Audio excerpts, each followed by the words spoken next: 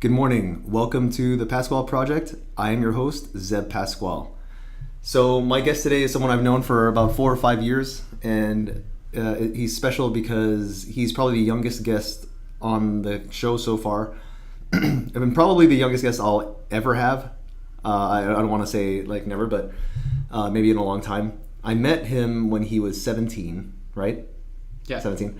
And I was impressed first by his hair, because his hair looked like Guile from Street Fighter, but he's also like a Mexican kid, so he actually didn't look like Guile. But it was like, do you remember the way it was? Oh yeah. Back then? Yeah. So obviously he was in high school. I was coaching in high school at the time, and that group was a very eclectic group, very unique. But anyway, that high school was Da Vinci Science, DVS, and I still have good ties with them. So I went to listen to one of his finals, because they don't have written sit-down finals in this high school. They have these things called POLs, which stands for Presentations of Learning. It might be even different now. But during his Presentations of Learning, I remember his presentation saying that what he wanted to be when he grew up was a nutritionist and a CrossFit coach. Do you remember that? Yes. And then I had no idea that's what he wanted. And at the time, I was looking for apprentices or an apprentice. And I liked him a lot, and I said, you know what, let's. I was with my former business partner at the time, and I'm like, all right, let's just scoop him up, because at the time I knew that the traditional path that he was on, where he was trying to decide where he wanted to go to college and so forth, I kind of wanted to save him from that and make sure that he didn't go to a place where he would have graduated more lost and more confused than before he stepped into campus. So. But probably besides that, the thing that impressed me the most was this guy loves to cook and he loves food, which is awesome. He had been CrossFitting for a while, and one day he shows up on campus with this rolling like tote bag full of stuff, like full of pre-made meals, and he's passing them around to us like, hey, I just made this. Do you want to try it? I just want to see what your opinion is so I can make it better.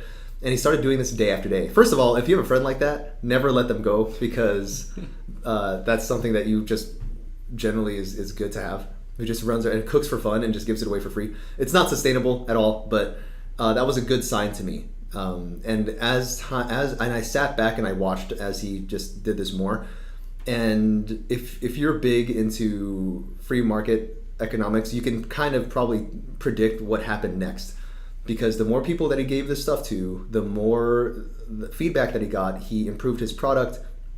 And then, there were people who were like, "Hey, how come you didn't bring me any food? How come you didn't? Where's my meal?" And so I knew immediately what was happening. So I didn't want to interject myself too much, but I did tell him, like, "Hey, at some point you're going to have to start charging people for this, because you have to attach a value to this thing, because." If you get people used to you feeding them for free, they're going to start expecting you to feed them for free. And then when you stop feeding them for free, they're going to be upset when you stop feeding them for free. And they're going to be, unless they're enlightened individuals themselves, they're going to want to offer you, payments and stuff. But besides that, it's kind of like a zoo, or like when you go to a nature preserve. There's signs that say don't feed the animals, because if you feed the animals, it gets them used to being fed instead of running around and hunting for food themselves. I wish we had signs like that for humans, because it would make life so much like better and have people embrace the idea of meritocracy more. But anyway, that was the first sign of his entrepreneurship and his willingness to hustle and his willingness to provide quality products. So, like, those are all the hallmarks of a good to me, a good business person and a good salesperson. So I wanted to get in there and develop that, especially at a young age. I also knew that his I mentioned he's Mexican, and so I know that there are certain value systems that come along with being raised Hispanic or being raised Asian, like myself. So now he's about to turn 22. So we've known each other for like several years, and I've watched him grow as a person, and I've watched him grow as a man, and he's watched me grow as well. We've been through quite a bit of bullshit together, business-wise and gym-wise. So it's been really awesome. I've been trying to get him on the show for a long time, but I just wanted to get him on here so we can chop it up and talk about his development and what his advice would be, especially for younger people. And the world is different now. You know, like the rules for success are a little different, and yet they're not. But anyway, I'd like to welcome my good friend and awesome, the first true apprentice I've ever had in CrossFit, Eric Perez. Morning, Zeb. Thank you for having me on the show. Yeah, man. Thanks for coming on. It's been a long time coming. So let's start with your background. Where were you born and raised? So I was born and raised in Torrance, California. So I was born here, Torrance Memorial Hospital. Awesome. And where did you do? So you went from like kindergarten to high school all here, like all in LA. Yes. Mainly out in Hawthorne. Okay. And were you the first of your siblings to attend Da Vinci Science? Yes. We actually moved to the area for Dana Middle School, which was right on the side of Da Vinci at the time. And then as soon as I graduated out of Dana, we just went straight over. Okay. So that was the first one. Okay. So being that you and Jay Bassina are the only ones, and myself, are like the only ones who have exposure to DVS, where I was an outsider and you guys were like in the system. I don't know if you guys are aware of the traditional school system versus the DVS system. So where the traditional school system has written tests and more written tests and even more written tests, where DVS has POLs and they have the what are the other things called? The POLs, and they have exhibition night, and it's basically a project-based learning school. It's an extremely unique and innovative approach to learning within the 4-year institutional education system, which I was very impressed by. So could you speak to how Da Vinci Science helped you in the real world? Like, there are intangible skills that I feel traditional education doesn't teach, but I want people to hear it from someone who actually went to a project-based learning school. So could you speak to how Da Vinci Science helped you with real-world intangible soft skills? Yeah, Da Vinci actually helped me a lot. I think one of the major things, or one of the biggest takeaways, would have to be all of the benefits and everything that you get out of doing your POLs and completing it. So like you mentioned, for our POLs, we had to do them twice a year, and essentially it was every semester, and we had to prove to our teachers at the time, so it's a whole panel of our teachers, all of our classmates that are in the class, and sometimes even higher school admin like the principal and people on the school board that essentially watches for about 15 to 20 minutes. And in this presentation we present why it is that we deserve to move on to either the next semester or the next year. So if we're going into freshman year to sophomore year and so on. Initially, when I first did my first POLs, it's completely nerve-wracking. Yeah. Standing in front of people, presenting and showing them essentially all the work that you completed that year or that semester, and trying to prove your worth up there in front of a whole group and crowd is nerve-wracking in itself. What grade were you at this time? At this time, this was my freshman year. So ninth grade. Ninth grade. And you're expected to stand in front of a panel of teachers and your peers behind them. Right. For how long does this last? I think it's about 15 to 20 minutes, depending on so the 15 minutes is actually the full presentation, which you're supposed to hold, and then there's an additional 5 minutes where the teachers actually ask you questions. So there's roughly about maybe 30 plus people in the room at one time. You're sitting down, everybody knows why you're here. You go up and you have to have a pre-made PowerPoint, you have to have evidence, like actual physical and electronic evidence to prove your point. And then basically for the next 5 minutes, anybody that's in the room, it's all hands. Anybody can grill you or ask you questions to clarify, or they can give you something that you completely didn't even go over in your presentation that they feel that you need to cover. Yeah. And depending on the way that you answer the question and depending on the evidence that you have determines whether or not you'd actually pass that portion or that section. So my listeners, if you're listening to this, I want you to harken back to when you were in ninth grade. And I want you to think, if you were presented with this as your final, how would you feel about that? Because I would be terrified. Like, I would literally be terrified. I'm comfortable with public speaking now, but that's after thousands of hours of being forced to essentially public speak. But I do remember when I was 13 or 14, I choked during a speech because mine was on the new Dodge Ram that just came out. I was like in love with that thing. And I did my research on it. I knew the engine specs and the horsepower and the torque and all that. But I went up to class and I started talking about it. And I choked because I was looking at my notes and I looked at the class, I looked at the notes, looked at the class, and the class was just looking at me with complete attention and I fucking couldn't handle it. And I looked at the teacher, I'm like, I can't do this. And he's like, wait, what? And I'm like, I can't do it. And I just walked back. I just walked to my seat. And so the fact that not only do you need to know your stuff in ninth grade, but also you have to present it, and you have to present it in a way that's concise and it makes sense to the person listening, and you have to know your stuff such that anyone can ask you a question at any time after you've presented is awesome to me. Like the fact that you started that at 9th grade all the way into 12th grade is so cool, you know? Okay, so how did that, obviously you're talking about that, but how do you feel like that helped you in the real world? It introduced me to a different type of pressure. It was a pressure, or two different types of pressures. Pressures that I put on myself, and then pressures from my audience. Yeah. So moving forward with whether it was a job interview, later on in coaching, once I met you, my senior year, or just everyday living, trying to go out and talk to people and being approachable. Taking away from that, it was just kind of learning the confidence and establishing confidence in myself. My first couple of POLs, I want to say probably my freshman year were probably the roughest, just because I was completely nervous. I had no idea, and the prior school system that I didn't have the traditional high school experience. I've heard of it, but as far as all the schooling that I had prior, all of it was written tests. There wasn't any presentations, and I think I probably did maybe 5 out of all throughout middle school, which was 3 years. So 6th, 7th, and 8th grade, I probably did 5 on like a science project, and it was, even at that presentation level, it wasn't even anything compared to what we did in high school, because you were with the group and it was literally, it was okay to look at the board. It was okay to have a flashcard. It was okay to not make eye contact with the room. Where in Da Vinci, when you had it, you were the only person that was up there for literally 15 minutes. It was expected for you to be up there the full 15 minutes. It was expected of you to make eye contact with the room, to scan your audience, to make sure that you could argue any point that you needed to, and make sure that you had evidence, which was completely different. And which I'm pretty sure later on in the podcast we'll probably talk about my upbringing. Traditionally, the way that I was brought up was, if you're talking to someone, or if there's someone that's older than you, so an adult versus a kid, you don't speak unless spoken to. So getting up on there and doing a POL in front of literally a bunch of people that are, and it's not that they're crazy old, but like in their 30s or late 20s or even older than that, and trying to establish control and like, this is my time, was completely foreign. So terrifying. It's just so terrifying. So the takeaway from it definitely was confidence, being able to use evidence. I didn't know that. What I later found out was how to bridge things, so how to show the connection between what I was learning in school and how I applied it outside of school, which was one of the points that all the teachers used to love hearing about in POLs.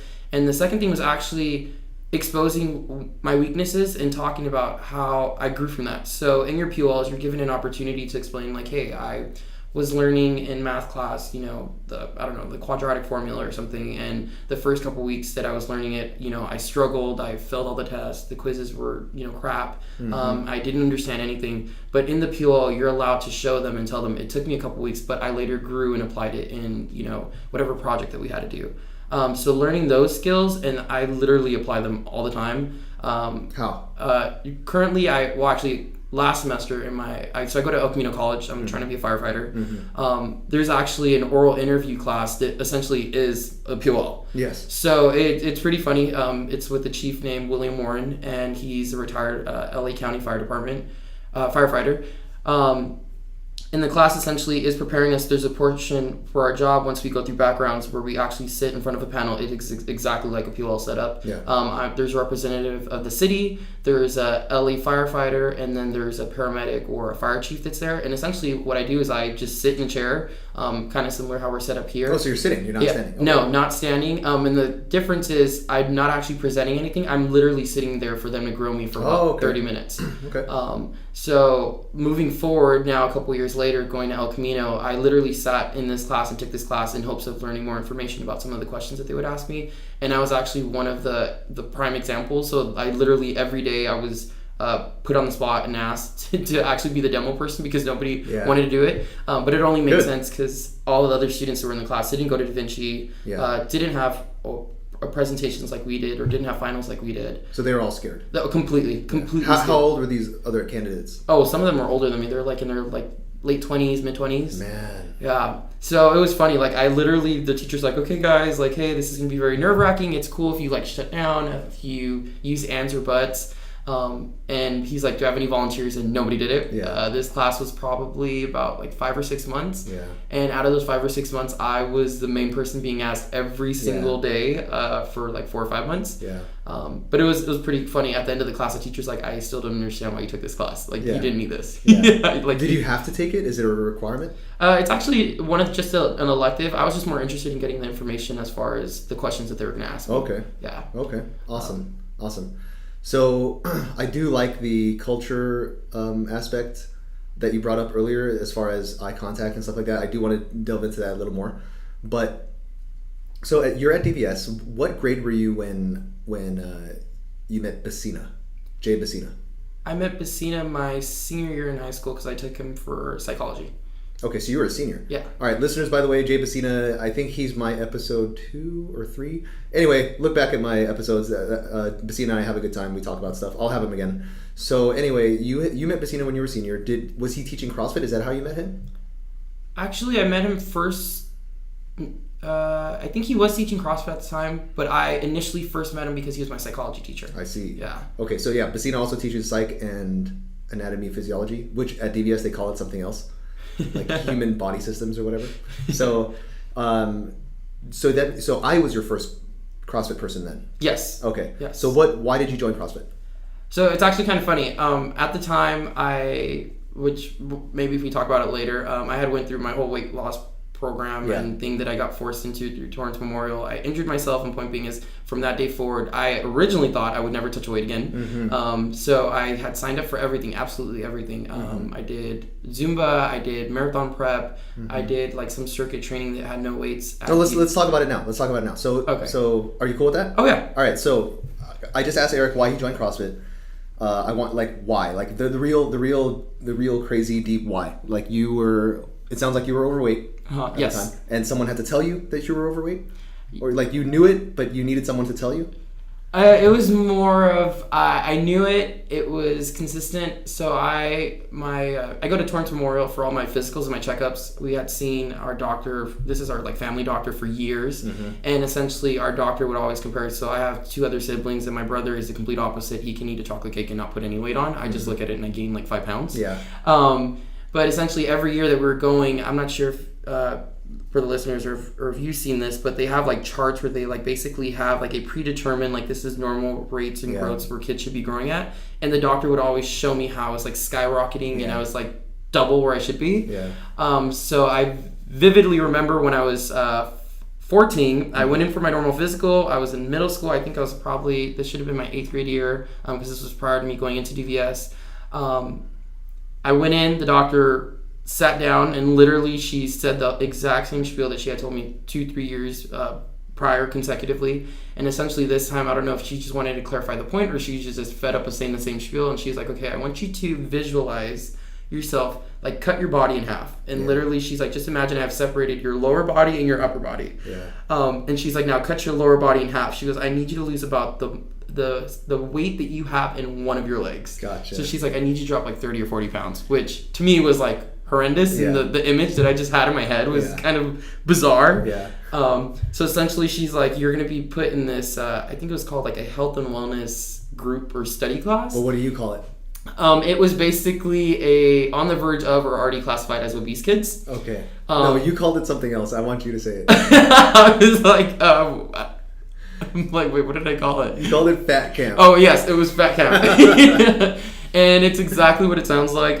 It was kind of demoralizing. You literally, I remember the first day we walked up, there was literally somebody at a desk who sat down, checked you in, and you had to take a parent with you, which ironically I took my dad. Sorry Dad if you're listening, my dad is overweight too. Okay. But basically you walk up, and the way that you walk up, there's someone at a desk with a laptop, and there's literally a scale on the side of the desk, and as you're coming in, I felt like livestock. You literally had to stand on there, and they said your number out loud so everybody could hear you.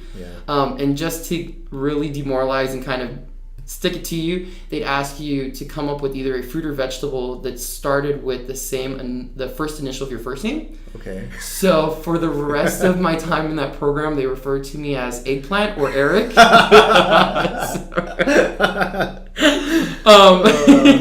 But basically, it was kind of like an AA meeting for fat kids. We all sat down, and if we were all sitting here, they'd be like, "Hey Zeb, what did you eat?" And then you would say like, "I had chicken and rice," and then God forbid you said like hot Cheetos. Right. Then, which I mean, we're all in middle school and high school, which was common. Yep. They would literally sit there, and everybody would listen. They'd be like, "Zeb, the reason why you're sitting here is because you had that bag of hot Cheetos," and they would just stress on the one thing that you slacked off on.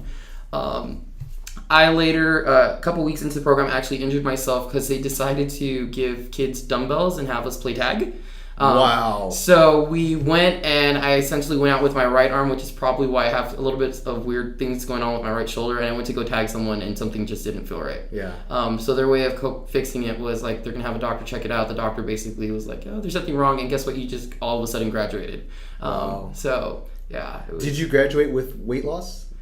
No, actually, I just graduated with a shit ton of paperwork and a folder of things that I don't even use. So on rate of effectiveness, with 0 being not effective and 10 being the most effective on planet Earth, how would you rate the effectiveness of Fat Camp? Fat Camp was probably like a -10. -10, gotcha. I went home literally every day, and I was like crying, and I just like binged eat my emotions. Exactly why I was put in that thing. It just triggered. It was like double. So you actually like graduated Fat Camp with more weight. Yeah. So it's actually not. It's not like fat loss camp. It's more like fat gain camp. Right. Yeah. Emotional and physical fat gain camp. Okay. So you knew that you. I'm not going to put you on the spot here, but how tall are you right now? 5'6", 5'7". Okay. How much do you weigh now? Right now I weigh 189, 190. Okay, so back then, obviously, you were like 220. Could you say that you have lost a leg in weight since then? Most definitely. Easily, right? Easily. More like a leg and a half? Yeah, probably both legs. Both legs. All right, got it. I hope that's a good image for you, listeners. All right, so what grade were you at this point?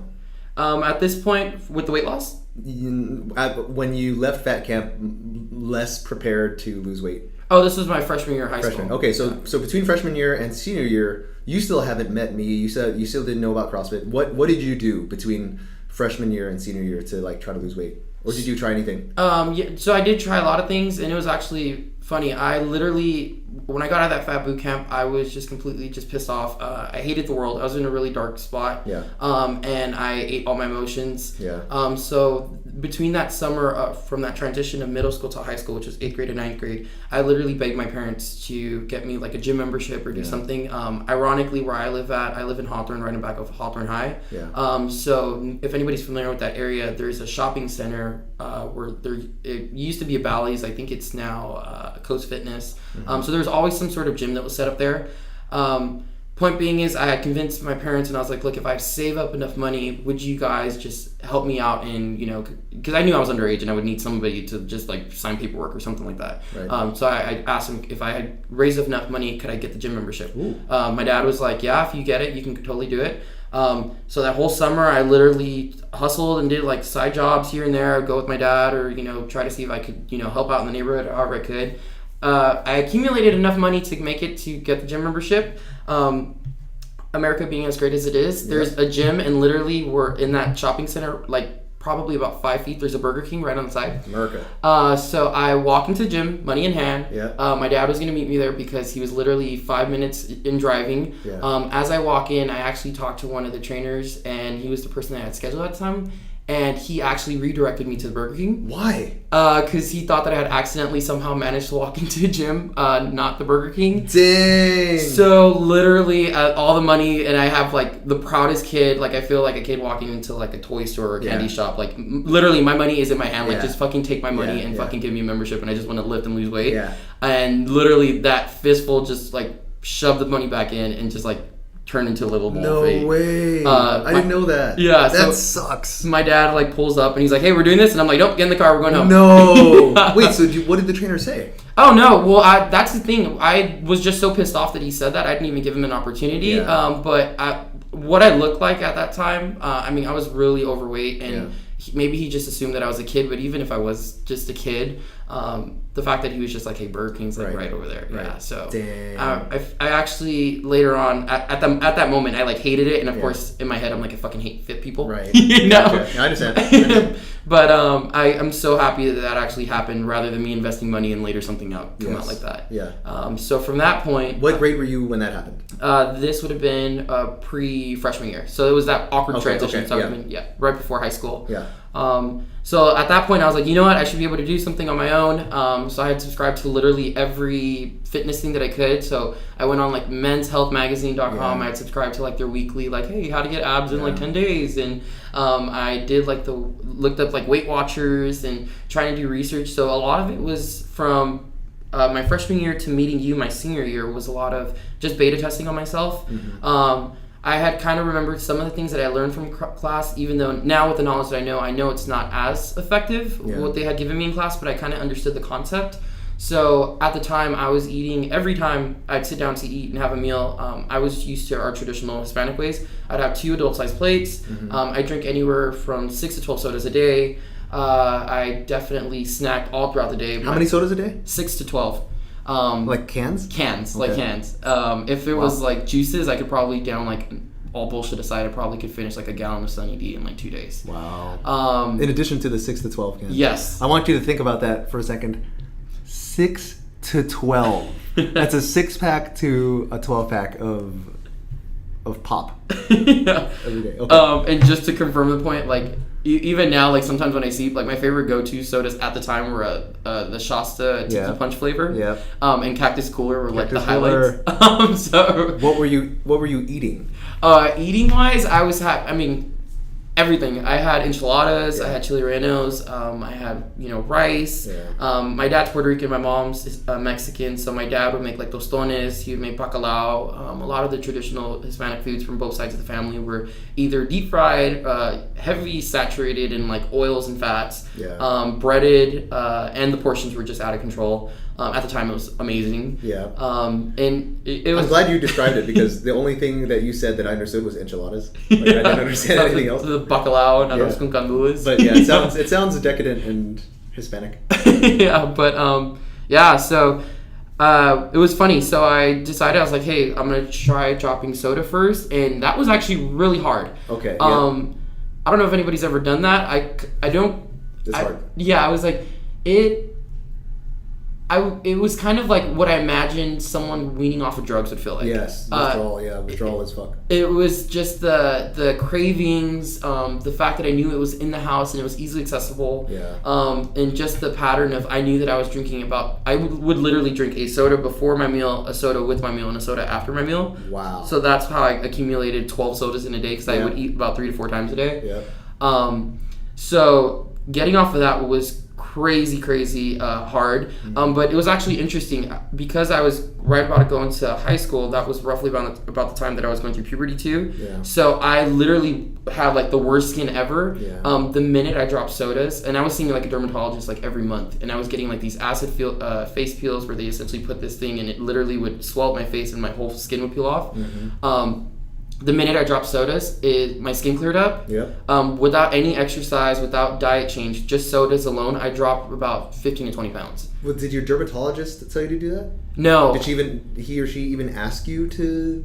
No, my dermatologist actually, they had mentioned to me that my diet could have an influence, but I think at the moment, like, they were just like, okay, this is probably going to be an easy bank kid because it's a kid going into high school who's concerned about his face. Right. And it's actually funny because later on, when we talk about it, when I finally did meet you, I was actually getting like reminder cards from my dermatologist and actual like personal like calls, like, hey, we haven't seen you in forever. Yeah. But essentially, my freshman year, what I decided to do, I actually became the burglar jogger. Yes, I was waiting for this story. The burglar jogger. Just good thing that's not a terrifying image at all. Like, not to make you feel less safe. And can you describe what you wore as the burglar jogger? Oh, totally. So what I would wear, at least anywhere from 2 to 3 layers of clothes, and that was in my lower body and upper body. So I was wearing like huge oversized sweatpants. Typically they're black or gray. I had 2 or 3 hoodies on. And I actually would wear a ski mask. I kid you fucking not, because I was just so body shamed with everything. The times that I ran at were between 8 and 9 p.m. And this was just because, and this took a lot of convincing, and like I begged my parents, because my parents were completely, I mean, the neighborhood that we live in isn't the worst, but it's not the safest. So I would beg my parents, and my way of convincing them finally was I told my mom and dad, I was like, look, I'm fat, I know I'm fat, and I'm embarrassed of it, you know, so I'm like, I just need this for myself, and this is how I'm gonna get through it. So my dad was like, cool. He was like, run with your phone, check in with us. So I would literally do laps in our little area, and I would check in with them every time I passed by. I would like knock on the door, they'd open the door, and I would check in. Did your parents ever get calls, like, was there ever like a neighborhood watch thing, or I'm just trying to picture this in my head in a not safe but not terribly dangerous neighborhood where a overweight, multi-sweats wearing, 2 or 3 hoodie wearing, ski mask wearing at night guy is running around. You know what I mean? Yeah. I'm trying to imagine the impact on that neighborhood from this kid who's doing this on a regular basis. To be fair, I think at one point I talked to my dad, and my dad was like, my mom was kind of concerned. My mom was like, okay, well, what happens like if the cops like come up on you or pull up on you? And my dad was like, honestly, he goes, the way that Eric's dressed, I don't think anybody's gonna fuck with him. Yes. You know, so, but it did take a lot of getting used to, and it was, we didn't get any calls, thank God. And luckily where I was running, I had strategically planned it, so it was like very, to add on to it, it was like very dark where I was running, just because I didn't want anybody to see me. But so I did that my freshman year, and by this point I still did not have the confidence to actually work out with people, so I did this Monday through Saturday, even sometimes on Sunday, and I would just do this all the time. So I dropped the soda, and I had added this additional running regimen into it, and by this time I'd already started losing more weight. Good. I would say probably about another 10 to 15 pounds there. Good. Which was really, really cool, and this is where really I could kind of feel like where I was getting hooked with now the fitness stuff, and I had given it a chance, because prior to this, after that encounter with the actual trainer, I was like, no, I'm not going to do this. I'm just going to be fat for the rest of my life, and I'm just going to eat this. And to add on to it, literally, so my parents were super supportive. I only have my grandparents from my mom's side, which are directly from Durango, Mexico. So I would sit down, and this is the best part when I tell people, when everybody's like, they feel sorry for me, I'm like, no, this is literally my life. I would sit down, my grandma would serve me these huge, massive portions. She would literally open a soda for me, and like literally everything. Like if she could, she probably would eat the food for me just to do that. And my grandpa would be sitting across the table where you're at, and literally tell me like, you're never going to get married. Nobody's ever going to love you because of what you're eating, you know? Jesus. And like, I was like massive, and of course I'm like boohoo crying into my food, but I'm still eating my food. Oh my God. That is terrible. So there was a lot, and I love my grandparents, and I love my family, and I know they're just a different time and different era, but I had somehow managed, and that's when I was starting to learn how to be a little bit more positive. I managed to channel all that negativity and kind of use it towards my workouts. Good.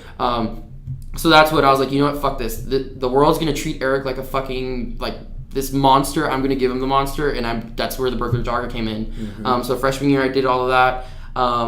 And this is where it was interesting. I had never experienced a plateau before, and once I had gotten that taste of losing weight and I had hit a plateau, it drove me fucking insane. So by my sophomore year, I was like, okay, I still was doing my running. I had dropped the soda, and this is when I really started kind of chip away at my food sources. So I traditionally came from rice, beans, and tortillas. I was eating double plates, like I mentioned. So at this time, I was like, okay, now I'm going to actually really try to impact my nutrition. So what I decided to do was, instead of eating 2 plates, eat 1 plate. Instead of drinking sodas, or by this time I'm already drinking water, so I would actually make it a goal to drink at least 1 to 2 water bottles before my meal. 1 water bottle with my meal, and then a water after, like some sort of fruit. So essentially I was just filling up on water, which actually helped out a lot, because I realized that I was just bored eating half the time. So midway through my sophomore year, I had decided to take on a circuit training class that was ran by Frank DeVinagracia, who's also one of the math teachers. Frank. Yeah. Little Frank, yeah, I know Frank. He's at DVS, and if Frank's listening to this, this is so fucking amazing. What's up, Frank? Hey, Frank.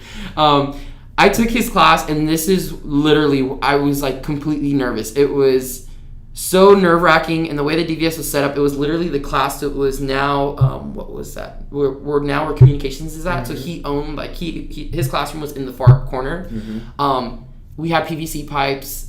We did just like a bunch of like push-up, like kind of like interval training. And it was the scariest thing ever. I remember signing up for the class and regretting it immediately. Yeah. I told my parents, and my mom and dad looked at me kind of like shocked. Yeah. But it was just more of, at the time being, and it was cool. Like the girls would go into a separate classroom and change, and the guys had to change. So this was the first time where I was actually going to show my body to other people other than my family. Gotcha. Which I remember, it was funny. Like in high school and all throughout middle school, I would actually purposely get shirts that were one size smaller, so it would like compress everything. Yeah. So the first day that I signed up for Frank's circuit training class, I literally spent about like 5 minutes trying to take my undershirt off, and it was the most embarrassing fucking thing ever. But it was so cool. It was I knew that was gonna be the next thing that helped me in growing. So I did this, and I literally took Frank's class sophomore year into part of my junior year, and Frank was like, dude, you like signed up already like 4 times for my class, you need to find something else. So he was like really cool. I love Frank for doing this. But he's like, you need to find something else. Yeah. So by this time I'd already got a taste of working out in groups. I'd gotten a taste of exposing myself. Good. And by this time I had already introduced a new regimen, so I had already broken a little bit more and chipped away from the plateau. As I realized as I progressed more as being an athlete, I was having a harder time seeing more weight drop, but that only been because I had dropped so much, and that's what I wanted to continue. By my junior year, I was taking a running and marathon class because burglar jogger Eric was having really bad like shin splints, and I realized I probably had to do something with my form. Yep. So I took a running and marathon class with Miss Sai, who's our Spanish teacher. So she actually helped a lot, and she actually helped me because with the burglar jogger, Eric used to do like sprints, and I would like literally probably run like 25% a lap, walk 75. Yeah. So with Miss Sai, that was the first time that I actually like ran miles. Wow. In middle school, I had a teacher that knew that I was overweight, and who'd actually just like sign off that I'd completed laps, and I never did them. Yeah. So this was the first time that I was actually held accountable, and it was kind of interesting because our laps went off campus and we somehow made it back to campus. So I knew if I didn't make it back in time, I wasn't going to be back in time at school, so I had to push myself. So it was really cool. I got some kind of breathing down, improved my form a little bit. And then I had also taken a Zumba class. I was one of 2 guys, and the class was about 40 to 50 females. Just completely taking a Zumba class, and it was pretty awesome. Okay. It was really good. I was the one with the lowest squat, and the Zumba instructor always instructed the girls, if you want a booty like Eric, you got to squat low. Good. So it was really cool. So by my junior year, and this was all because I had only chosen body weight, like body circuit, body weight movements, things that did not require weights, because of my experience with Torrance Memorial. Yeah. By this time, I had made really good friends with Ralph and Ralph Rodriguez, or Rafael. Oh, yeah, Ralph. And point being is, he had already started doing CrossFit. Yeah. And one day, we were just total duding out, and he was talking shit, and he's like, hey, so how's your marathon class going? And I'm like, it's good. And he's like, if I beat you, you have to do CrossFit. Okay. So we made a bet. This was prior to me knowing anything about you, knowing Bassina, or anybody else from DVS from the CrossFit group. And Ralph beat me. Mm-hmm. And I was expecting, well, he does CrossFit and he does weight stuff, I should be lighter and faster, and that was completely wrong. Yeah. So essentially, that's how I got introduced into CrossFit, and then later on, that's when I tried it out and I met you. So it's because you lost a bet. Yeah. All right. Do you still talk to Ralph? Every now and then. Yeah. He's just been busy with school. Good. But yeah. All right. So I don't remember our first session, but do you remember the first CrossFit session you had? Oh yeah. What was it? It was this crazy. I don't think we were like not fully on kids programming yet. Yeah, that's right. Because it was still like Wild West. Right. So ironically, it was a team workout, and it was with Ralph. So Ralph was on my team. And I remember first meeting you because I think you didn't write my name down. You drew a picture of my head and my hair. Your head, yeah. And I think if I backdate, I could probably find the picture on Facebook of the WOD. But it was some ridiculous WOD where it was like we had laps in between, and it was like a certain amount of movements. But your partner had to do, like, let's say it was 50 squats. Yeah. So Ralph essentially would continue to do squats until I completed 1 lap, and then we would tap out. So somebody was always doing work. Mm-hmm. But it was just one person was actually chipping away from the wall while the other person was kind of filling in with the running. Yes. That first time that I did CrossFit, I literally, if you remember our setup on the blacktop, there was the corner right here. So Bassina's room was right here. Yep. Jamie Larson's room was right here. And there's this slab of concrete, and then there's a water fountain. I remember. my goal was to make it to the water fountain. I ended up passing out almost on like literally a foot or two away from the water fountain. I was on the concrete in the shade. It made the most sense because the concrete was so fucking cold, and I could not believe that I did that. Wow. And Ralph literally comes up in front of my face and he's like, "This is CrossFit." Yeah. And I was like, "Holy shit!" And I think I had probably done a couple, like maybe like 1 or 2 workouts prior to meeting you, but that was by far like that was a wake up call. I was like, "Holy shit, this Zev guy's kind of crazy." Okay, so the workout was running and squats. No, it was like squats were one of the movement, but it was a very running heavy. So it's like you started running, and then your partner chipped away, and it was like squats, sit ups. Yeah. We had like some other movements in there, but yeah. Okay. It was something very. It was very, very hard. So yeah, that's kind of to be expected for a person's first time, but it's people are either gonna never want to come back or they're gonna be hooked. So, what made you come back? What made me come back was that. In that moment, I realized while I was laying there and trying to collectively gather myself that feeling that I had was something I never experienced on my own. Mm-hmm. And even when I was working out on myself, I probably got like 10% of that feeling. Yeah. So I knew that I couldn't get this feeling by myself. Yeah. Even if I tried pushing Burglar Jogger Eric to do it a little bit more, or working out with Frank. This was something completely different. The camaraderie that I experienced in that one day. I knew instantly when you drew a picture of me, like there was something about that just felt right. Because if I tried to pull that today, I would get sued. Yeah. Like, I would get fired from wherever. But yeah. But I don't know. It was one of those like gratifying things. Like 1, I can't believe I did that. 2, I didn't know my body was capable of that. Good. And 3, I want to fucking see how much I can push my body to do it. Good. And that was it. In that moment, literally, I remember going home and I told my parents, I was like, I almost died. Yeah. But I want to do it again. And my mom was like completely in like, what the fuck is going on? Yeah. And my dad was like, okay. Yeah. Because to be fair too, it's like when you go to these programs as a trainer, you meet a bunch of people and they're like kids, they're teenagers. All of them are different. They're still trying to find themselves, and so I knew that there's no way I was going to be able to remember everybody's name off the first go.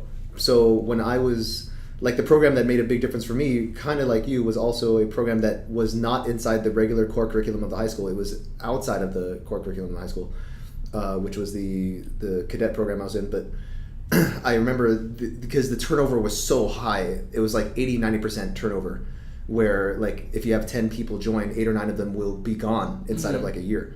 So and I think it's just too much for people to invest in getting to know people and getting to know their names. So we pretty much just gave each other nicknames, but it's so effective. It's so good because it's humorous and it's unique. And it totally is like, it's kind of shocking, you know what I mean? Oh yeah. So the first thing I noticed about you was your hair, and I love your hair because I love Street Fighter, and you reminded me of Guile. So that's why I drew it, because I'm like, man, this is awesome. I've been looking for an excuse to draw Guile for a long time. So instead of like knowing your name, I called you. I think I just called you Hair Eric. Yeah. Like Eric Hair Eric. And in my head, that's the way I looked at it. And it's like, the program is what it is, and people are either going to like it or they're not, and pretty much I'm not going to invest emotionally in any of you until like whoever is standing after 3 or 4 months or something like that. And yeah, it was, and I remember that as well, because I feel like everybody remembers their first session, but it's very hard for a trainer to remember like everybody else's first session. Right. So, okay, so you were, could you say you were hooked after that? Oh, totally. Okay. Most so definitely. You've been in a state of almost nonstop training in CrossFit since then? Yes. You were 17? Yes. Okay. So before then, did you know what you were trying to be when you grew up? Actually, I'm trying to figure out what was going on in your head to help you write on your POL, like, I want to be a nutritionist and a CrossFit instructor when I grow up. What was it before then? What happened to make it that? Prior to CrossFit, I actually wanted to be like some sort of like a chiropractor or doing something like that, only because my grandma worked for Menzies, which is the airport, like the cleaning service for the airport. So literally every day she'd come home and she'd complain about her back and her neck and everything. Mm-hmm. So I would like amateurly like, oh, don't worry, grandma. And later on, like years later, she told me, like, she's like, you kind of were a little aggressive when you're smaller. But basically I would try to like help her, massage her out. So prior to that, I knew that I wanted to do something in that capacity. I definitely didn't think about being a trainer or even presenting that as an option, just because I saw the interaction that I had with the personal trainer, both at Torrance Memorial and at the gym. Something later on I regret, and I kind of felt bad about, that I assumed that all trainers were like that. Yeah. Did I not help that image? No, and I think that's actually what triggered it, because up until high school, I knew that I was going to go straight into college. I was going to knock out my prereqs, and chiropractic seemed like it made sense because, one, I wanted to help my grandma directly. Two, I knew they kind of made good money. And three, my mom actually had, one of her coworkers at the time actually had a son that was a chiropractor, had his own business, and this dude was like traveling all the time, and worked like a couple days out of the month. But the minute that I met you, it was like as if the other trainers I had met never happened. Okay. It was like a clean slate. Good. And it was the most bizarre feeling ever, because I knew that later on, once I progressed in like talking to you and hanging out with you afterwards, after school, even during school, because I did CrossFit with you during school hours and after school hours, because it was like back to back. It was, for once, this was different. Like there wasn't, like my parents loved me, and they knew that I was bigger. But they, like, my mom used to tell me that I was just like, and which I laugh and now give her shit about. Like, she used to tell me that I was like very thick bone or husky. Yeah. You know, and I was like, that's just a polite version of saying that you're fat. That's nice. Nice mom. Nice mom. My dad was like, don't worry, you know, you're gonna be fine. Yeah. My grandpa was like, you're never gonna meet anybody. You're gonna be, you know, you're gonna be single the rest of your life. Nobody's ever gonna marry you.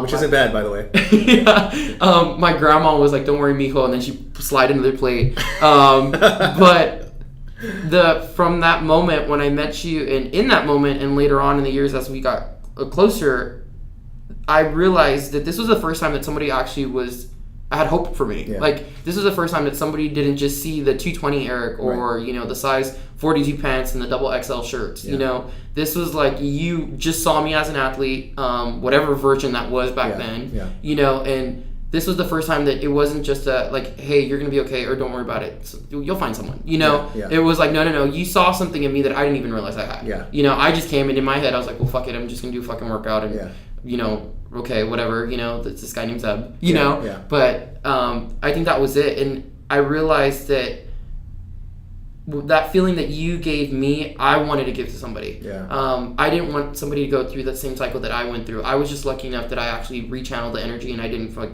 I wasn't just negative the whole time. So what you gave to me, I knew that's what I wanted to give to someone. You know, I thought chiropractic was cool, but I was like, there's no fucking way that I'm gonna give this to someone. Like, yeah, sure, I might be able to line them or help them out.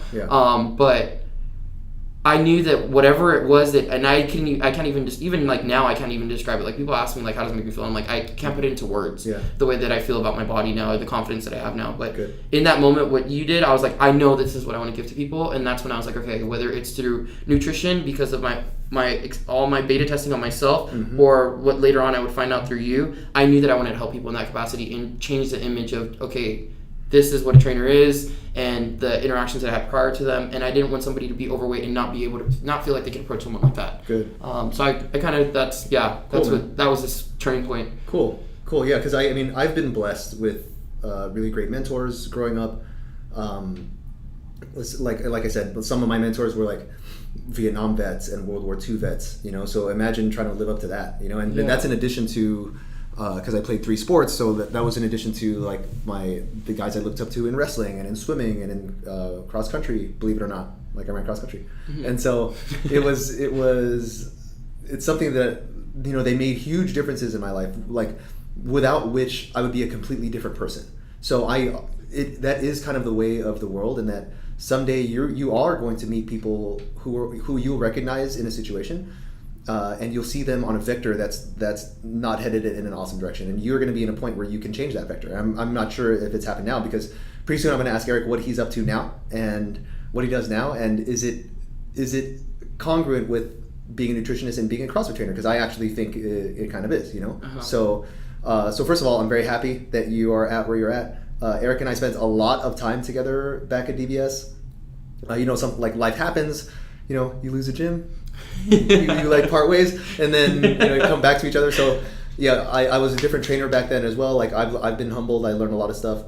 But you know, and there's lots of, like, you know, when we're 17, we know everything, and then we don't know everything, and then we take everything personally, and we take nothing, and then we just kind of like collapse in and just go into dark places all the time. And some people never lose that. But I did see in you that you were kind of like me in the sense that you wanted to fulfill what you perceived as the duties of being a good son and dare I say like a good Hispanic, and a good family person. So I'm not going to go so far as to say that I was like that, but I am going to go so far as to say that there are enormous cultural differences between Western civilization and like non-Western civilization countries, Hispanic countries, Asian countries. Like we just watched, me and some friends just watched Crazy Rich Asians. I don't know if you watch that, but the thing about the way politics are and the way that people conduct themselves daily or the way that communities are formed, those things are only interesting and worth looking into because they are a reflection of first principles and values. So for example, the eye contact thing you talked about before, Asians are the same way, so if I could draw a Benjamin Franklin style like yes no side-by-side graph, there are so many ways that I could look at cultural differences that are coming from first principle axioms. So for example, one is based on dominance, respect, and filial piety.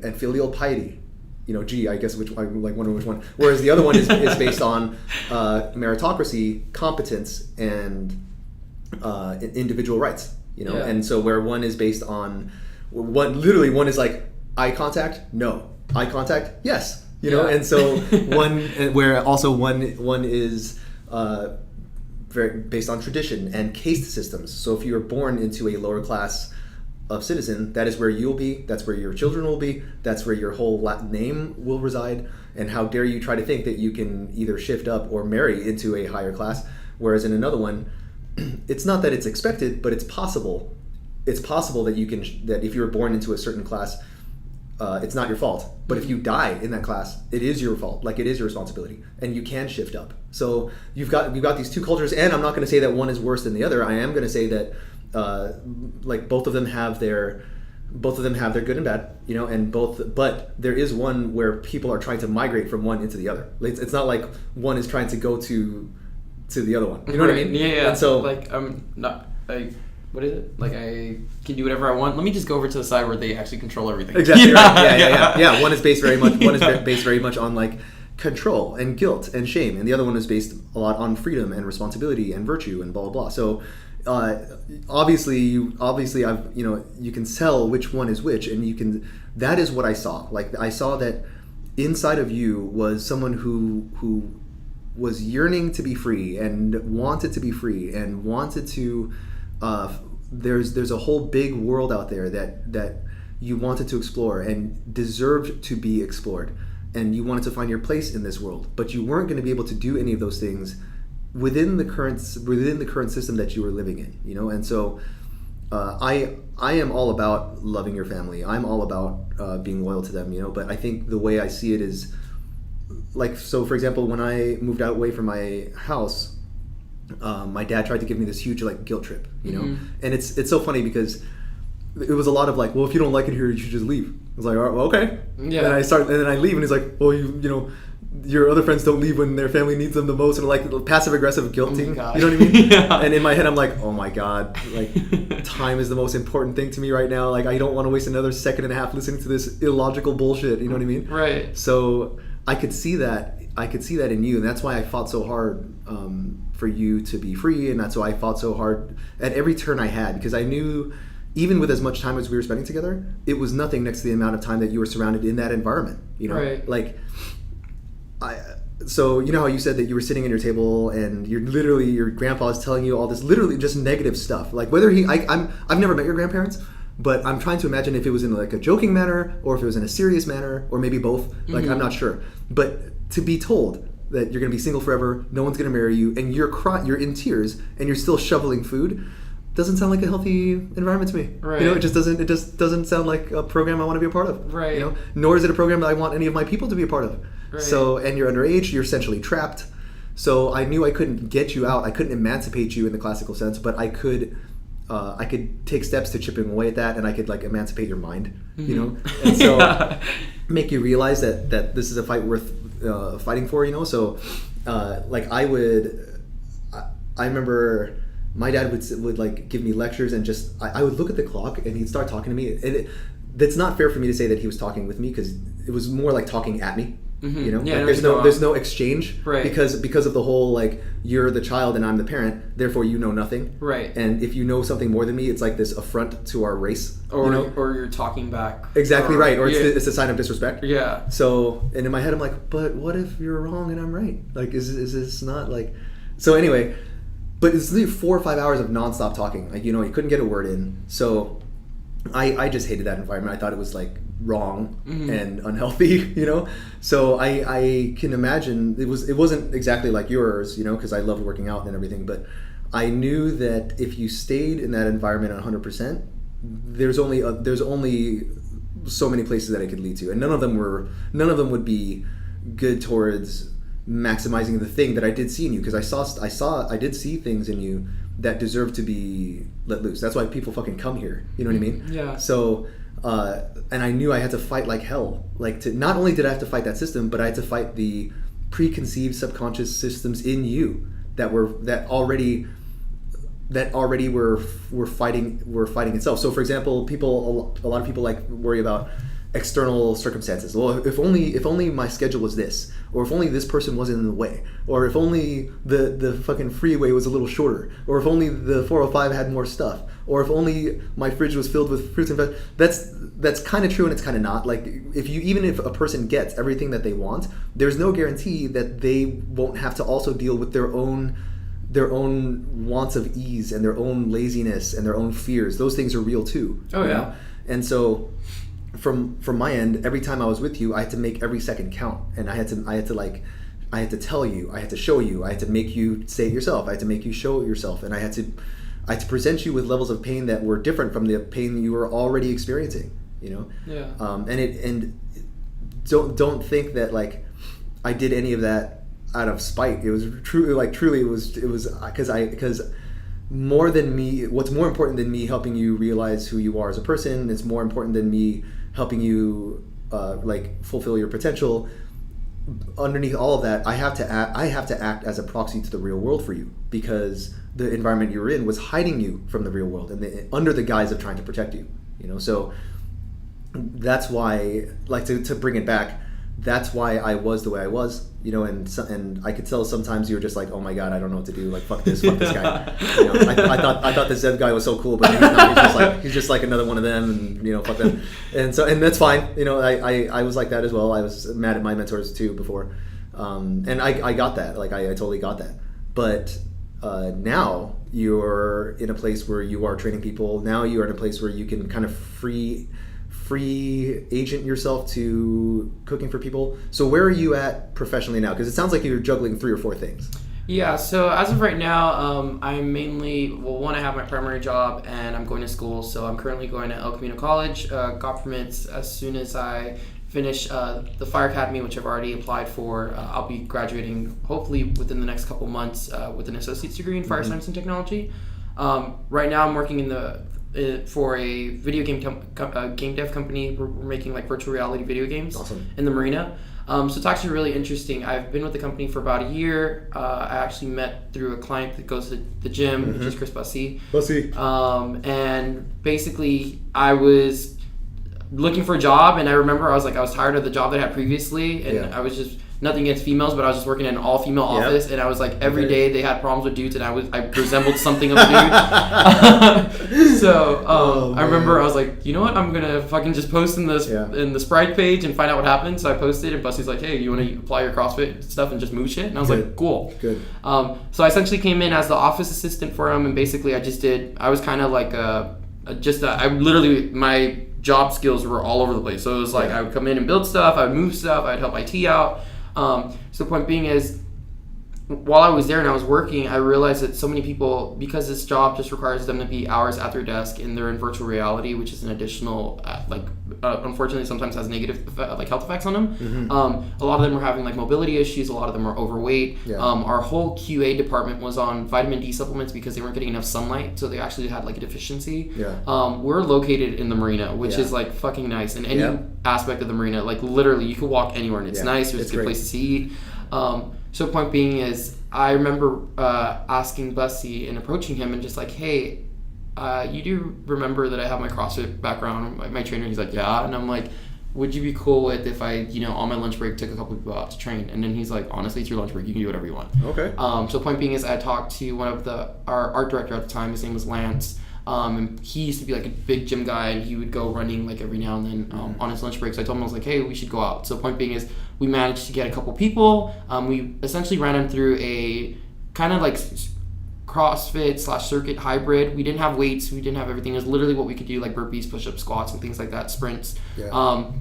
What started as about 2 or 3 people later on grew, and in a couple weeks we had anywhere from, it could be 10 to 15 people at one time. And essentially we had continued on with this trend, and every day at lunch we'd work out. So I would take spare change of clothes, I would change, we'd go take people out, we'd come back, and I'm literally with about 2 or 3 minutes, because it was on my personal lunch break, I'm scarfing my whole lunch down right before I go into my next project and going back to work.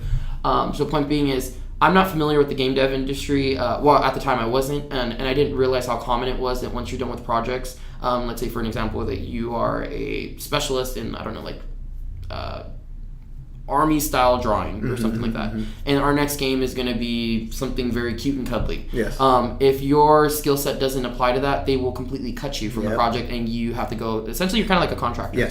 So basically we launched one of our first titles, or one of our first virtual reality titles, and after we were done with that, we cut a good portion of, I would say about a third of our team. So when we cut our team, I was the most recent hire. They had to sit down, and it was a bunch of the big shots sitting there talking. My name was actually the first one because they're basing off of seniority. And since I didn't do anything directly for the company, as far as on the game dev side, it only made more sense. But what they realized, and I later found out when I had my one-on-one with my new president of our company, what they had been trying to do for ever since they had merged, because they were originally known as the Workshop, and then Skydance Media bought them, and now we became the Interactive Division.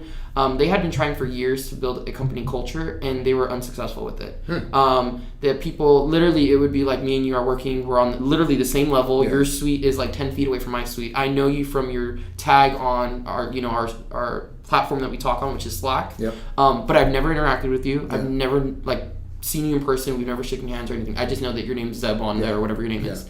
So I literally made it a goal every day on my personal time that when I was taking people out, I wanted an art director, I wanted a QA member, I wanted someone from marketing, I wanted someone from each different department, so that way they could come out. And what I indirectly at the time was doing exactly what had happened to me when I first joined CrossFit.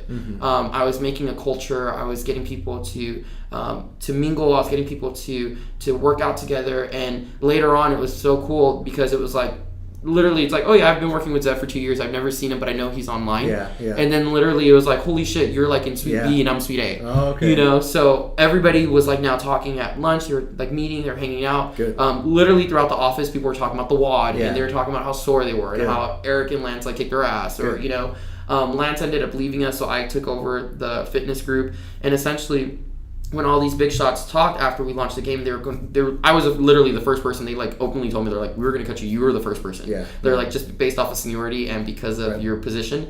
That's when they decided, they're this is completely unheard of.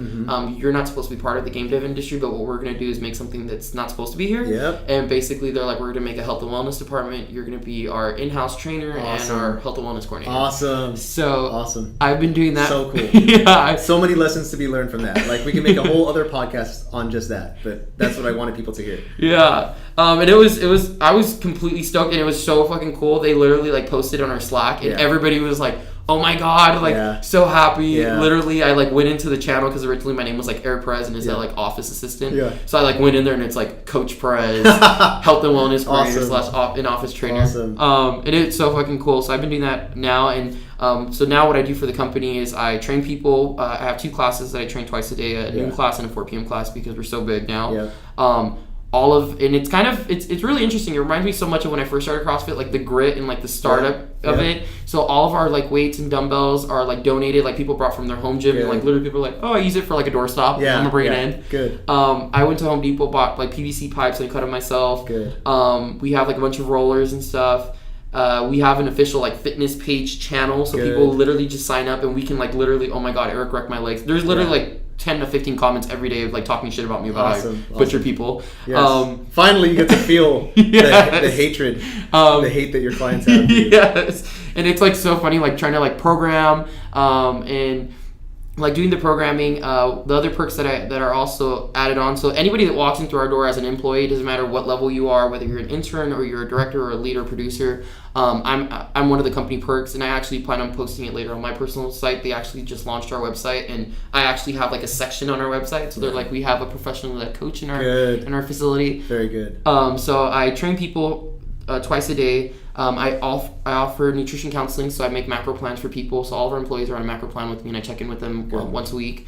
I also do like rolling out massages for them on Fridays. So I literally get them all coated in essential oils. Good. The essential oils. Those essential oils. Eric and I have linguistic history with the essential oils. But so ever since, and it's really cool. I'm super excited. These past couple of weeks, we're actually looking for an assistant for myself and for operations, because I dabble a little bit in operations too. And Government's assistant comes on full time. I'll be taking on more health and wellness stuff as far as like planning events like Spartan races and Tough Mudders. I did a LA Big 5K for our job too, and within the next year, all 3 of our divisions are going to be merging under one roof, and I'll be taking over all of the divisions. So just from my end, and maybe you can speak to your end. No matter what company you are in, if you prove yourself an asset to that company, they will keep you, or they will find an excuse to keep you. They'll create a title for you, right? They'll just and. The video game industry, which is very contractor based and capricious with regards to its employees, is the last industry I would have thought that would do that. But I don't know if you've heard of I think it's Gresham's law of economics, where good currency drives out bad currency. Mm-hmm. And so if you come in, you didn't even have the intent of being the health person. That you were just like doing what you do, right? And so, in you doing what you did, because all great trainer stories start like that. You know, mine started in college. I started training my people for free because I didn't know what the fuck I was doing, right? So, but from there, you get somebody results, and then they start talking, and next thing you know, a few weeks later, there's like all these people that are asking you to train them, and then you've created a whole like culture, and then all of a sudden they love you forever, and then they hate you in the moment, but they love you forever, right? And so.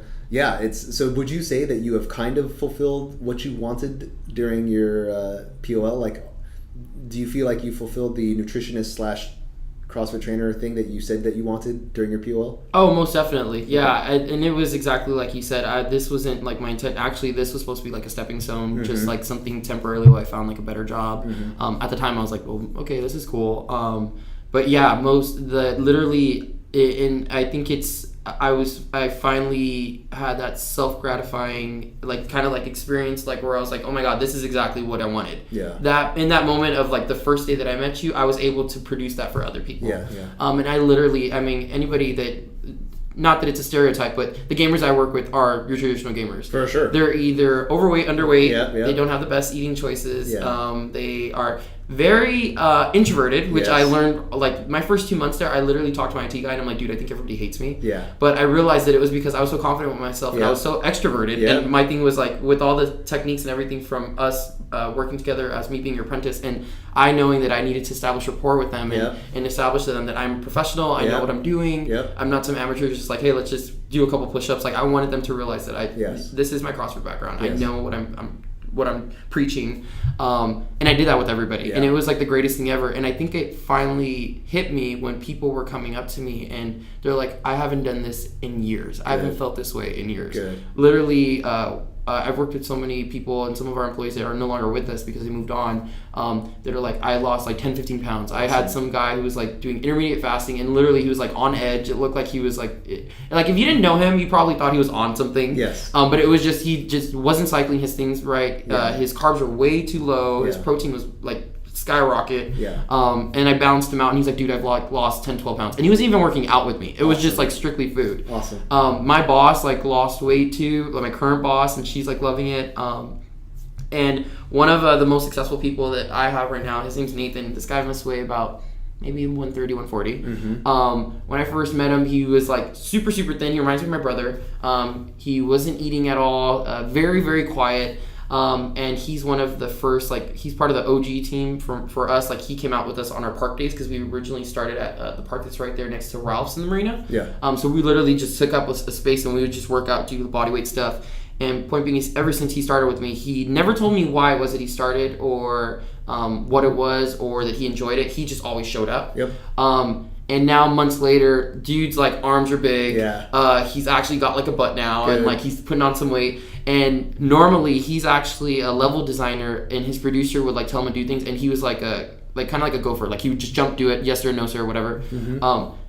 Now his producer came up to me, and this is when I knew I'd finally done it. His producer's like, hey, whatever you're doing to Nate, like, you need to stop because I'm scared of him. You really? know? Awesome. So, like, and it's funny because, like, everybody at the office, like, he'll go to the board and, like, talk about the game, and everybody's like, oh, look at your arms. And he's like, part of his introvert is still in him where he covers it up, but he totally embraces his new body. Awesome.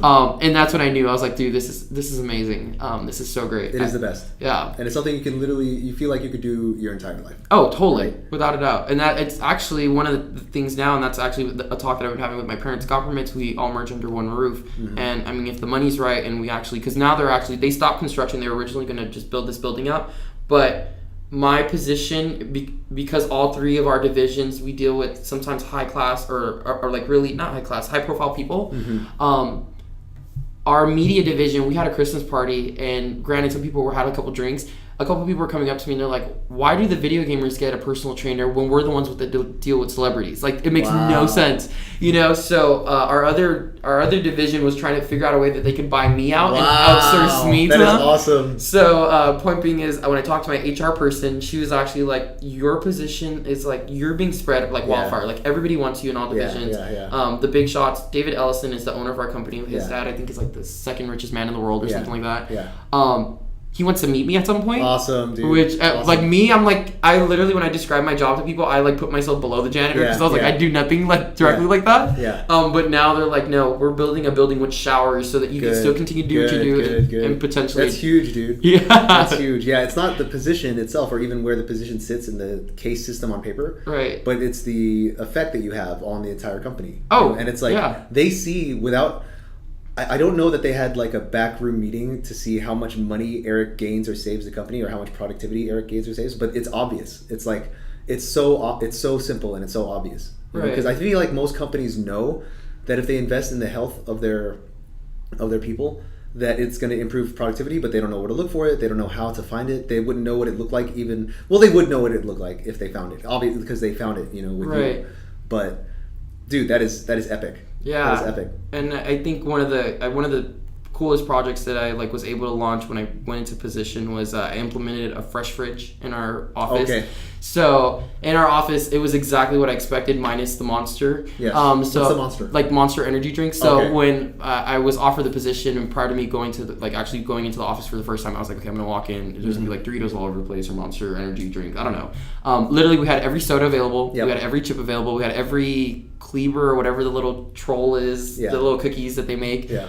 Every option available. So when I took into health and wellness, I was like, you know what, we're gonna make a fresh fridge. So essentially, it was gonna be like a tier. From the top, it would be like your protein. You go down to carbs, and then at the very end, it would be like your base, whatever you make. So you can make like a salad or whatever. Yeah. So like, it is so crazy that like I literally every Monday I get like a Costco order. I work with a specific budget, and I'm even saving the company more money on that now because we're buying like food in bulk. So like I spent all of Monday like prepping and dicing food, kind of like meal prepping for the whole company. Yeah. And essentially, people are in meetings with like full on like wraps and salads and like fresh fruits and like berries and like watermelon and cantaloupe that I cut up. And people have like, it is crazy. We went from ordering like 16 boxes of variety, like of chips, like 50 boxes, down to like 3. Yes. Our soda intake is like gone down to like we literally were ordering like about, all bullshit aside, probably like 20 cases of soda. Yeah. I order about like 5 or 6 a week. Awesome. Yeah, it's just ridiculous. Awesome. Yeah. You're actually saving the company money on just supplies alone. Just supplies alone. Good. Yeah. So we have to shut this down pretty soon, but you're about to be 22, right? Yes. If you could go back to your freshman year, Eric, right? Because obviously, like, I know life is different, and I know that 14 years old and 17 years old are different than 22 years old. What would you tell, not just freshman Eric, but freshmen in general? Like, let's say, because I'm going to bring you back to DVS at some point, so you can talk to them. But what would you say, like, look, guys, you're 14, 15, 16. Here are things that you should self-invest in that'll make your life at 21, 22 easier, both physically and professionally. These are things that you should invest in and that you should pay attention to.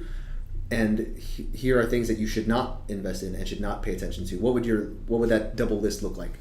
To start off, things that I would invest in would probably have to be a lot more of like the reading material that you gave me, as far as like the Wolf of Wall Street, like Jordan Belfort stuff. I feel like a huge component of who I am today is because of all the training that I had with you as an apprentice. Yeah. And recognizing, one, someone is completely bullshitting me. Yeah. Which was a huge portion of my life. Yeah. You know. And 2, realizing that there's actual things that could, because prior to meeting you, I thought that this was it. Like, I was gonna be this like kind of like scared, limp kind of. Yes. This is it. Nobody's gonna ever love me. Pity me. You know, one of these things. Yeah. So I would definitely tell myself to invest in reading the books. Definitely changing the way that I eat. But that one, I honestly, I think I wouldn't change the course that I feel like I had such an enriching course the way that I have, the way that it was set up. Yeah. But if anything, I'd be like, read more, like eat whatever you want to eat still, because eventually I would make that change. Yeah. But reading more of the books like that, definitely practicing, like getting out there a lot more, especially at 14. 14 was really, really rough. Like middle school, I was super quiet, didn't talk to that many people. Yeah. And probably, yeah, it would have to be that. And probably, if I could, I'd probably tell myself to join CrossFit sooner, because I didn't do that. Yeah, and probably tell myself to grab that money, go buy the book instead of have it in hand for that fucking trainer. But, yeah, I mean, because, you know, what happened, the past is the past. Right. So I don't want to take, and I know that a person's past has everything to do with who they are now, and I don't want to take that away. And there is no such thing as perfect execution. There's no such thing as like a flawless operation. Mr. Murphy is always there, Murphy's Law. Yeah. Right. So when you're out there in the world, when you conduct the mission or the goal that you wrote down, it's never going to go exactly the way you want it to go. But there is, the only place where perfection exists is in your post-op briefing or your hindsight. You know, hindsight is always 20/20. So that's the question I'm asking. I'm not asking you to, like, if you could change the past, but in hindsight, if you had done such and such and such, what would that have looked like, right? So you would have trained more in, obviously, communication and influence and sales. Yes. CrossFitted earlier. Yes. Right. Like, and that's not me. That's not me taking away burglar, creepy guy. Burglar jogger. Yeah, burglar jogger. That's so good. So just so you know, if you ever see a person in a ski mask and a hoodie and sweats at night running, you never know what the person's going through. Yeah. You literally never know what kind of existential crisis they're having or body dysmorphia that they're experiencing. You know, you should totally just go up to them and give them a pat on the back and be like, "Hey, man, life's gonna be okay. Life's gonna be okay. Don't rob me. Life's gonna be all right." Yeah. So what is? Do you have plans for your next 5 years, 10 years? Since so many things are going right for you in a way that's unprecedented for you, and I'd say maybe for a lot of corporations that have nothing to do with firefighting. Right. So do you has that, like, do you dance with that in your head, or is it like, no, this is a really cool bonus, but I still just want to do this? I'm actually dancing with it. When I joined the company where I'm working at right now with the VR company, I was stuck on, this is just a bridge and I'm just going to cross over it and go straight into firefighting. But now realizing it again, and I think that's what, even after switching from moving on from the apprenticeship, I realized, and when I had this conversation with my parents were like, you still aren't over training, like being a trainer. You know, they're like, they're like, because every job that I've had ever since I've been a trainer, and even prior to that, they're like, you've always applied yourself in some way to implement health and wellness.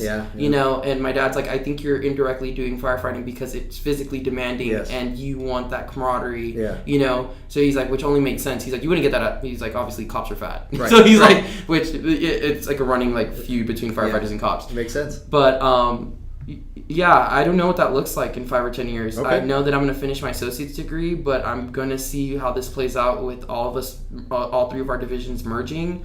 But I'm actually contemplating it. I'm kind of in a weird like gray zone. That's okay. That's okay. Like, because like I said, you're 22 and you have time.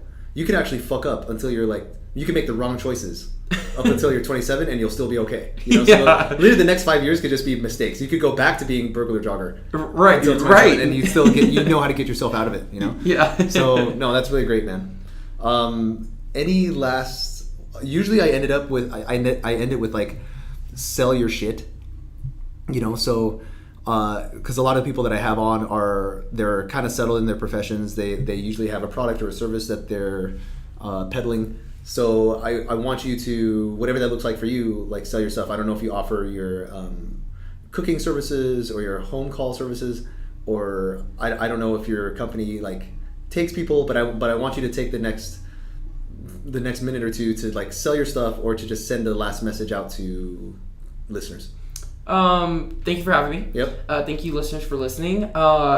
One of the other side hustles that I'm currently working on, which I think is another thing that I was super passionate. I always tell people if I hit the lotto, the first thing I would do is open up my own food place. I definitely didn't get that out of my system, and that was actually one of the things before firefighting, I was like, maybe I should go to culinary school.